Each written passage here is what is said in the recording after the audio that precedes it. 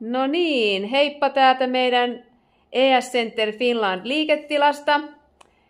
Ja nyt tää on todellakin aivan valmis ja siihen meni semmonen reilu pari kuukautta.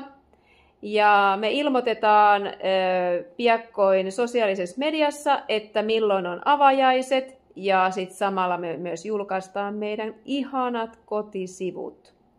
Joten tervetuloa sitten tänne kaikki joukolla katsomaan ja rentoutumaan ja ottamaan hoitoa sitten samalla. Kyllä, tänne ihanaan tunnelmalliseen meidän tykemme tänne. No niin, mä vähän tässä vielä kerran pyöräytän, että minkälaista meillä täällä on. Tänne sitten voitte tulla rentoutumaan ja voimaan hyvin. Tervetuloa! Tervetuloa!